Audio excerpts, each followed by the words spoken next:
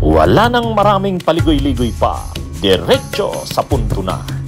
Maiksi lang ang komentaryo, pero diretso sa punto. Maraming kuro-kuro, may tiwali, may totoo. Dito, sa Puntong Diretso tayo. Punto Diretso. Sabi ni Sara Duterte, alam niya na daw, matagal niya na daw alam na posible na ngang maglabas ng arrest warrant kay Bato. As early as April daw, 2025, sinabihan niya na si Bato. Sabi ni Sara Duterte, sinabihan niya na daw na posible ngang maglabas ng arrest warrant. Kaya lang, ang maitutulong niya daw kay Bato ay maghanda at dahil kakailanganin niya raw ang isang magaling na lawyer, international lawyer, mayroon daw siyang British lawyer na kilala. Ayon kay Sara Duterte, mayroon siyang British lawyer na kilala na gusto isasuggest niya kay Bato de la Rosa. Ano niya daw ito kasi magaling daw talaga to. Ito daw yung kailangan ni Bato. Opo, hindi po ako makapagkomento doon sa warrant, no? Dahil wala naman pong sinasabi na release. Wala po sinasabi ang ICC na merong warrant. Pero ang masasabi ko lang po ay noong as early as April ng taong ito, sinabihan ko na po si Senator Bato de la Rosa na maghanda siya ng kanyang abogado. Noong nabalitaan ko po na nagsalita si Ombudsman na Remulla patungkol sa ICC warrant ay minessage po si Senator Bato de la Rosa. Nakausap ko yung anak niya, si Paki de la Rosa, at nag-refer ako ng isang lawyer na nakausap din namin noon na isang King's Counsel at nakapasa yung kanilang opisina nito sa England. Kaya lang, ang problema dyan, hindi naman sinabi sinong magbabayad doon. Sinong magbabayad doon sa international lawyer na yon? Yun ang problema doon.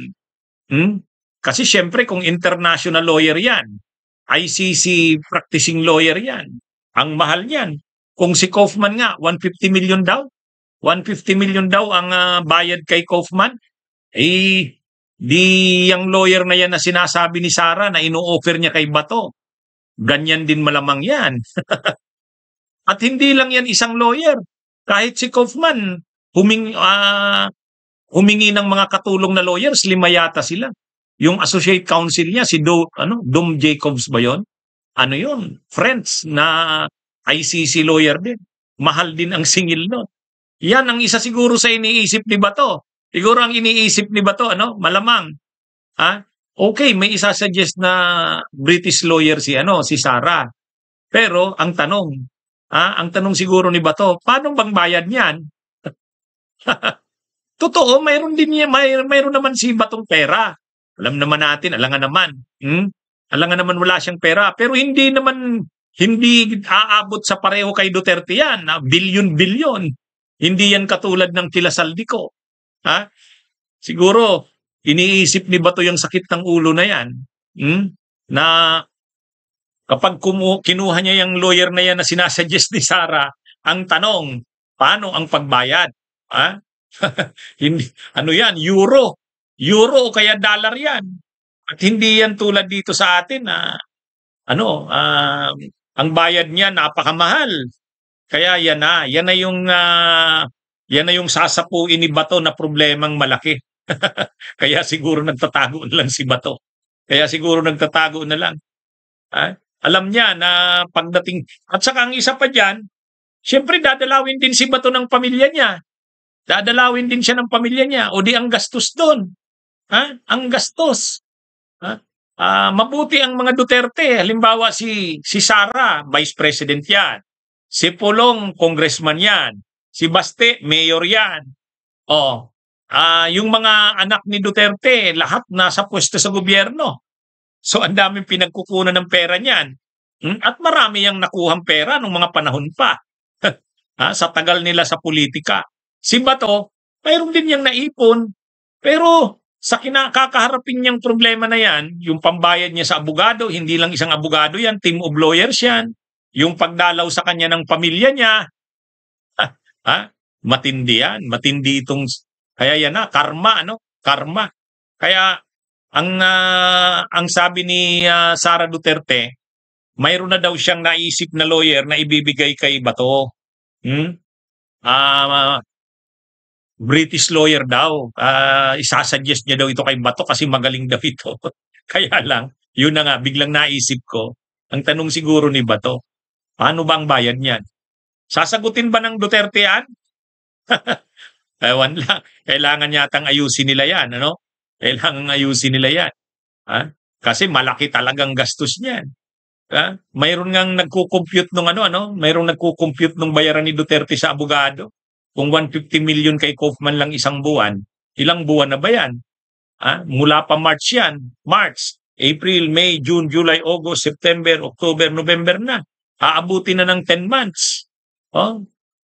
At mag-iisang taon na by March. Grabe. Si Bato, magsisimula pa lang. Magsisimula pa lang. Kaya, ano ito? Ang laking problema ito ni Bato. Kaya, yung lahat ng nakuha niya kay Duterte, kumbaga, dahil sa Duterte, naging siyang PNP chief. Dahil sa Duterte, naging senador siya. Pero ngayon,